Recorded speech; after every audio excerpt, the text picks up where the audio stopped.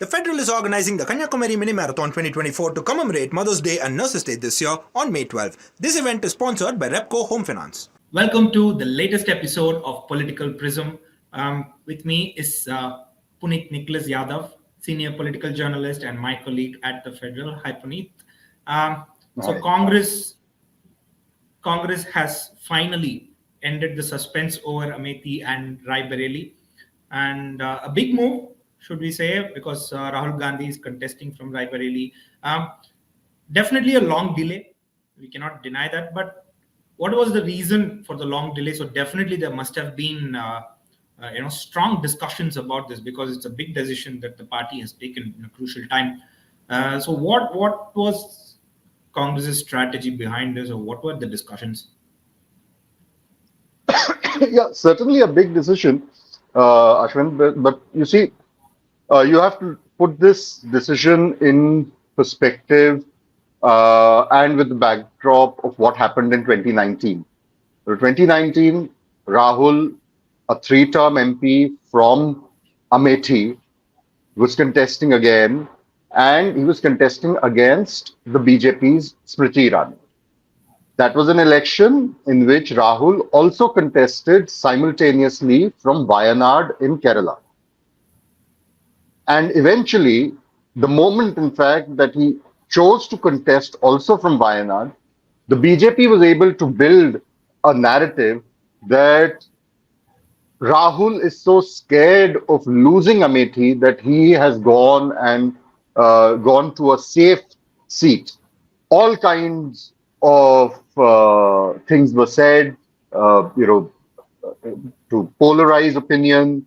The BJP said that, oh, this is a constituency. He's gone to a constituency where you have Pakistan flags, because Wayanad is has a formidable Muslim population, and so he's gone to a seat where he'll have it easy, and he's not confident of winning Amethi and all of that. And then eventually, of course, Rahul lost Amethi to Smriti Irani by a little over 55,000 votes. It was a big blow to the party, and ever since, the Congress has, it was always on a very shaky ground in Uttar Pradesh, 1989 onwards. But since Rahul's defeat in 2019 from Amethi, the Congress's situation, political, electoral situation, completely nosedived. In 2022, when the assembly elections for UP happened, the Congress managed to win just 2 out of 403 seats.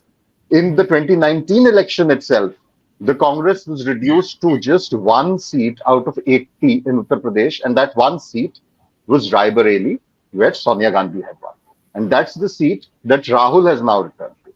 So naturally, all of that was a precursor to what has been decided now. The decision now to field him from Raebareli and not from Amethi, it has, of course, surprised many. It has possibly upset many people in the Congress.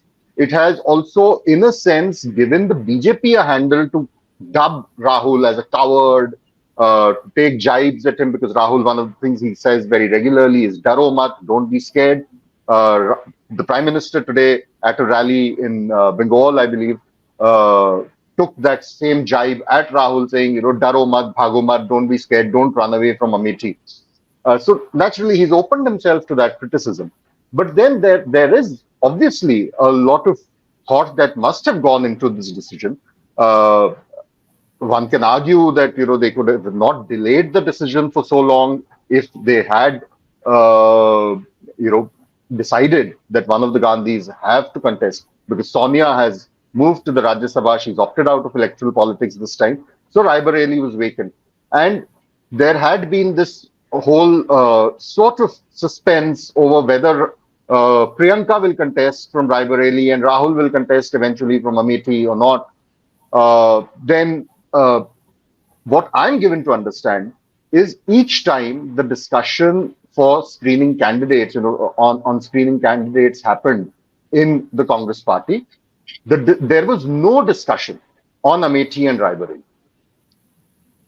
I'm given to understand the Gandhis were told that the party wants, to preferably both Priyanka and Rahul, or at least Rahul to contest from, both or one of those two seats.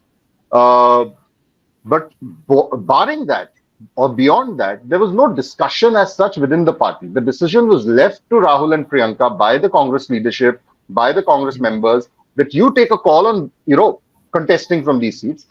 And I believe Rahul was reluctant initially to contest from two seats again, uh, given the 2019 experience, given the fact that when he contests from two seats, he's also giving a handle to the BJP to ask him and pin him down on the question of, if he wins both the seats, which is the seat that he's going to betray, because he'll have to forfeit one seat. He can Yeah. only represent one in the Lok Sabha. And Right. the BJP sort of, wanted both the narratives in its hand. So on one hand, they were saying that he's going to lose from both the seats. On the other, Yeah. they were also speculating that, Who will you or betray? kind What of will you give? questioning that if he wins both, which is the seat he's going to betray. So, Yeah. and Priyanka, I'm told, was not keen on contesting the election because she, as we know, is one of the most vocal campaigners of the party. She's emerged as a major campaigner for the party over the last few years, and particularly in this election, because she has a certain uh, natural connect with the voters. People, find her to be a much better orator, of course, than her brother. She has a very different and a very aggressive campaigning style compared to Rahul's, style, which seems very staccato, at times very repetitive, at times very dull. But Priyanka's campaign is a lot more lively, a lot more firebrand and feisty. And so Priyanka wanted to limit herself to campaigning, and there is a lot of back channel, backdoor crisis management that Priyanka handles for the party. In the Congress war room, which manages the election strategy behind the scenes, and she Could that wanted to be the focus on reason? these two. I Could that be think the reason? that Sorry, quite was your that yeah. was at least part of the reason. Hmm. There are also some people who are saying that she did not want to contest, and Rahul also was of this, on the same page, because they felt that if both of them were contesting, they would again attract the charge of dynasty politics, which the Domestic BJP has politics. been all constantly raising. I personally don't think that would have been a consideration, because irrespective of whether both were contesting Yeah. or just one was contesting, they would still be called dynasts by the BJP. Just Right. because Priyanka is not contesting doesn't mean the BJP will stop accusing them of being dynasts, right? So Obviously. I don't personally believe that was a factor. I think it Hmm. was more to do with focusing on the campaign and focusing on crisis management and election strategy and war room and all of that, which made Priyanka hold back. Uh, who knows if Rahul wins both the seats and has to eventually forfeit one, he might actually make way for Priyanka. So, what happens, 6 months or 2 months or 3 months down the line, we don't know. We can't even say whether he's going to win both the seats or one of the seats or which one of the seats. But there are possibilities there, and I'm sure all the pros and cons would have gone into taking this decision. As you rightly said, it's a major decision, and now that it's been taken, I think since the campaign will now start, I'm told from the 6th of May, today is the 3rd, today they filed a nomination. From 6th of May, Priyanka is going to camp in Raebareli and Amethi to campaign for both Rahul and KL Sharma, who's been fielded from Amethi. And the campaign will actually take off from the 6th of May in full swing. So once that happens, we'll possibly be able to gauge better on what were the factors that swung Raebareli in Rahul's favor and made Rahul, leave Amethi to KL Sharma, who's an old-time family loyalist who's been handling both these constituencies for the party It for the last brings me 40 to the years. next question. Yeah. Actually, like you said, if the Congress's plan, is to secure Raebareli with Rahul in place, and then maybe perhaps decide that Rahul will vacate the seat for Priyanka to take over in the by polls, then how did they arrive at making KL Sharma contest Amethi? Do you think he can be a match for Smriti Irani? Because Rahul did lose in 2019. Smriti Irani now Amethi is kind of a stronghold of Smriti Irani at this moment in time, at least given the recent history. Would Rahul not have been a stronger candidate, or do you think KL Sharma can actually spring a surprise on Smriti Irani here? Certainly, I think Rahul, there's no denying that Rahul would have been a stronger candidate compared to KL Sharma because Rahul brings the Gandhi surname to the table. And plus, I mean, as I said elsewhere, that this has now sort of the choice of candidates has sort of triggered very polarizing, very strong views on either side of the debate. Whether Rahul should have stuck to Amethi, what purpose does it serve, for him to move away from Amethi and go to Raebareli? Is his decision to go to Raebareli because Raebareli is a more is a safer seat? All those questions naturally will be asked. The way I see it, of course, I wouldn't want to jump to giving a hot take on this issue because we have yet to see how the campaign actually pans out. But there are a few things that you need to bear in mind.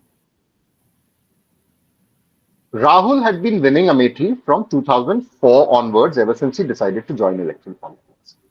Prior to that, that was a seat in 1999. Sonia Gandhi had won it when she made her electoral debut. Rajiv Gandhi had won it in 1981 in a by-election. After 1980, Sanjay Gandhi had won it. Sanjay Gandhi died in a plane crash. Rajiv entered electoral politics, contested the by-election, won 1981 from Amethi, won 1984 from Amethi, and 89 from Amethi, right? And then 1991, although he was assassinated in the middle of that election campaign, but he won that seat, the Amethi seat, in 81, in 84, in 89, and 91. Sanjay Gandhi won it in 1980. So the association of the Congress from the Amethi constituency with the Amethi constituency has been from 1980 onwards. Smriti Irani, one may say that it's now her stronghold, but mind you, Smriti Irani's association with Amethi goes back just about a little over 10 years. She had contested in 2014 also against Rahul and lost. 2019, she won.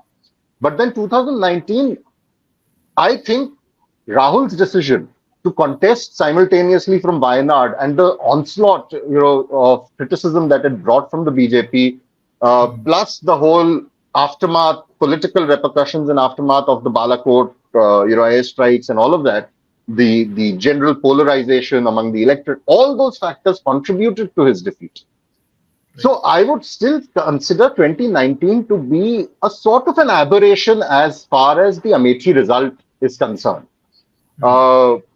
Definitely, Rahul could have been a much better and a more proactive MP for Amethi.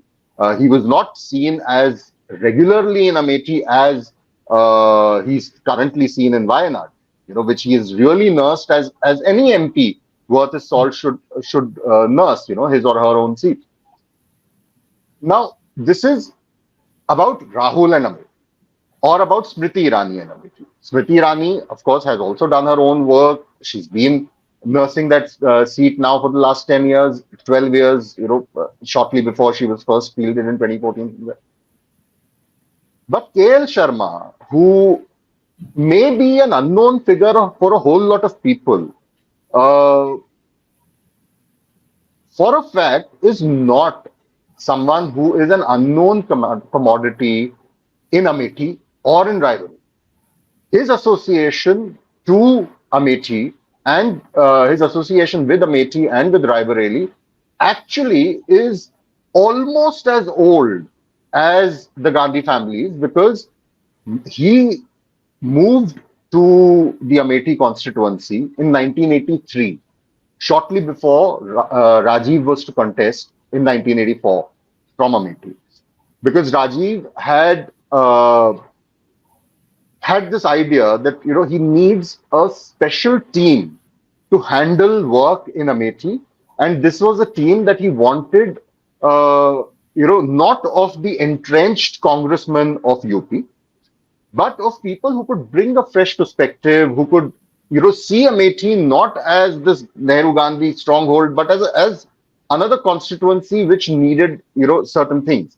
And so a team was, and that it was as part of that KL Sharma, who's actually from Punjab, he belongs to Punjab. He was brought in, he was then a member of the Youth Congress. And that's a frontal organization of the Congress party that Rajiv put a lot of weight on, weightage to. So he was brought in 1983, and 1983 onwards, he has actually, behind the scenes, managed every single election campaign for the Congress in Amethi as well as Raebareli, irrespective of whether a Gandhi was contesting or not. Because 1991, after Rajiv's assassination, the Gandhi family was no member of the Gandhi family, in the Congress, was contesting elections from Amethi or Raebareli. So you had Satish Sharma, who was a family royalist who was contesting. You had Deepa Kaul, who contested, once. Vikram Kaul, who contested once from Raebareli. So these were the people who were contesting. But despite that, it was always KL Sharma who was handling the campaign. And eventually, he was Sonia Gandhi when she entered politics and electoral politics and became the MP first from Amethi and then from Raebareli. It was KL Sharma who was her MP representative. It was always said that, Priyanka nurses the constituency for the mother and the brother. While that is true, but Priyanka was not settled in Amethi Raebareli. KL Sharma lives there. He stays there. He handles work. And I have seen him at work, while covering elections in these two constituencies. He is extremely well familiar with both these seats. He knows every village, every nook and cranny of these two constituencies. He knows the people there. He knows what are the issues at stake. So, for a lot of people who are not familiar with KL Sharma and with the politics of Amethi Raebareli, he may be, and rightly so, an unknown commodity because he's largely been a very, behind the scenes guy. But if you actually pick up any video footage or any photograph of, the Gandhis visiting Amethi Raebareli in the last 20, 25, 30 years, you'll always see KL Sharma standing there next to them. He is a constant. And so people in Amethi, for them, KL Sharma contesting from Amethi, he may not bring the Gandhi surname to the table, but he's as good as a member of the extended Gandhi family. And I'm quite certain that people in Amethi, while they would have wanted Rahul to contest, and there would be initially some, upset and dissatisfaction over Rahul having moved to Raebareli, they will, I think, eventually, and see KL Sharma as, for good or for bad, a proxy candidate of the Gandhi family. And so he'll bring that weight with him. And today, in fact, when Priyanka was announcing KL Sharma's candidature during a roadshow in Amethi, she made that announcement very clearly that I have known him, for the last 40 years. He's been working here. When I started working in this constituency in 1999, 2004, and these elections, it was with him that I started working, and he is as good as a member of our family. So I think that is how the Congress and the first family of the party are going to project KL Sharma's candidature. So to consider him a lightweight, yes, he may be a lightweight compared to Rahul. But I think Smriti Irani would be making a blunder by assuming that KL Sharma is a featherweight candidate. Yeah, I was going to ask you that next. Definitely, BJP is going to push the narrative that the Gandhi family has given up on Amethi. That's the kind of narrative they will try to push now, because This is the first time a non-Gandhi candidate is contesting from Amethi in quite a long time. So, while that is understandable, how do you think Congress can counter that, or do you think that BJP setting this non the Gandhis quitting Amethi narrative, could this work given that KL Sharma has a strong ground presence, like you said? I think, see, as I said earlier, today was just the first day, the day of filing nominations. We still have to see how the campaign progresses.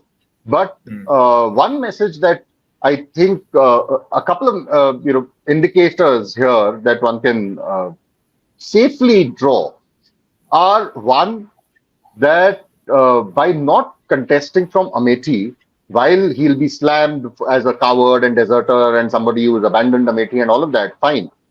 But there are a couple. One, Rahul has, I think, sort of set the terms of engagement or of his poll battle in Raebareli by saying that I am going to contest from a seat that I want to contest, not on the terms that the BJP wants me to contest on. Secondly, it is also a subtle sort of hint that that despite Smriti's win against Rahul in Amethi in 2019, the family is confident that Amethi will still vote for the Congress this time, and that there is so much of anger against Smriti that even a member contesting on the name of the Gandhi family will be able to defeat her. Right? Thirdly, I think it's also got to do with the fact that had Rahul been contesting from Amethi, there would have, that election, because it would have sent the thing of Rahul trying to avenge his defeat and blah blah blah and all of that. Plus, we know Smriti to be a very very belligerent campaigner, and particularly when it comes to Rahul Gandhi, I think she loses all sense of discourse. So that election would have then drawn a lot of unnecessary attention and focus, plus drawn a lot of the BJP's energies into ensuring that Rahul gets defeated a second consecutive time. So by not contesting from Amethi, he has sort of kept that kind of pressure away. Because Raebareli is a relatively safer seat. It's a seat that, with which the Gandhi family's association predates its association with Amethi by a good 30 years. Because Raebareli, as I said, Amethi they've been associated since 1980, but Raebareli their association has been since 1952, the first general election when Feroz Gandhi. Indira Gandhi's husband had won from there, 52 and 57 twice. So that's the affiliation they've had with Raebareli. And in a way, it's also, I think, fourthly, it's also indicating that since Sonia has, taken the Rajya Sabha route and quit electoral politics, Raebareli, which is this, as I said, a seat that has been associated with the party, with the family for the last 75 years, Rahul as the son is basically taking the legacy forward and taking over the mantle from the mother, who's kind of retired from active electoral politics. So I think it's a combination of these messages that they plan to give. As far as Amethi is concerned, I believe both Rahul and Priyanka will campaign extensively for KL Sharma, and the messaging at the grassroots there would be that while either of us are not contesting from this seat, consider KL Sharma as one of our family members, and consider him to be us and vote for it. I think that's going to be the. Interesting. So, given what you've said so far, I can't help but think that maybe should the Congress have taken this decision a little bit earlier to actually Certainly. give the BJP narrative some time to die down, and actually for the campaign to set its stage. away from this? Certainly, Ashwin. I think, that's definitely a very valid point to make. But mind you, just because the candidates have been announced now, of course, it will take a couple of days for the Congress to explain this decision at the grassroots. They may not do it vocally, shouting from the rooftops in public rallies and road shows, but I'm sure that grassroots workers will try and communicate the rationale to the voters as the campaign progresses. Uh, one possibility of the delay in the announcement could also be not to give the BJP a chance to spring some surprise in both. Amethi, of course, it was always clear that Smriti is contesting, but nobody seems to be asking the BJP why they announced their Raebareli candidate only yesterday. Right. They could have easily announced. Yeah. I mean, everyone's asking the Congress for the delay. No one's asking the BJP. Forget that. I'll take it to a completely different plank, but just for a comparison, the BJP over the last 5 years has made such a huge song and cry about, song and dance about how things have changed in Kashmir. After the abrogation of Article 370, and Kashmir is now Jannat, and it's safe and it's normal. There's no terror attack. All thanks to Mr. Narendra Modi, the Prime Minister, but all thanks to the abrogation of Article 370. And this is the first election that is happening after the abrogation in Kashmir. And the BJP is not fielding a single candidate on the 3 seats of Kashmir, of the Kashmir Valley. They've surrendered those 3 seats. Nobody seems to be asking them this question. Right. So. Right. I mean, one expects the BJP to throw these curveballs at the Congress, vis-a-vis, with regard to Amethi and Raebareli. But one also needs to look at it a little more objectively and at least factor in that the Congress wouldn't, hopefully be so foolish to not have a strategy to counter that argument. I'm sure they would have factored all this in, and they would have, come up with some explanation for the voter, which we'll possibly see as the campaign progresses. Right. Like I was thinking, like, if you are saying, like, why is BJP not being asked these questions? It's the BJP that throws the question of, are you running away from a seat to the Congress? Similarly, I think Congress should also perhaps, throw these questions at BJP and ask, did you not surrender these 3 seats, like, in Kashmir? I guess, some of them have been, some of the Congress leaders have been asking this question. I think they should have been way more vocal in asking this question. These questions should have come from the topmost leaders of the party, from, whether it's the Congress president, Mr. Mallikarjun Kharge, whether it's Rahul Gandhi, whether it's Priyanka Gandhi. These are the people who should have been asking this question. I hope that as the campaign progresses, because the voting for the Kashmir seats hasn't yet begun. Maybe that's when they'll when the campaign warms up for the seats in the valley, that's when they're going to put up these questions, or in the course of the campaign elsewhere. But I certainly think that the Congress needed to be way more vocal in countering this perception, this whole argument from the BJP side that there's been such a long delay. And specifically with regard to Raebareli, as I said, they only announced their candidate last afternoon. Yesterday, in fact, early evening. So, in a sense, the time difference between the announcement of the BJP's Raebareli candidate and the Congress's Raebareli candidate is not more than 12 hours. Yeah. Interesting. Let's see how the campaign progresses and what the 2 parties throw against each other. Thank you for your time, Puneet.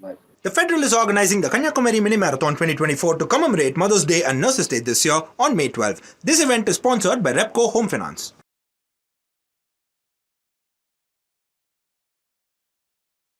Subscribe to the Federal's YouTube page for more news and updates.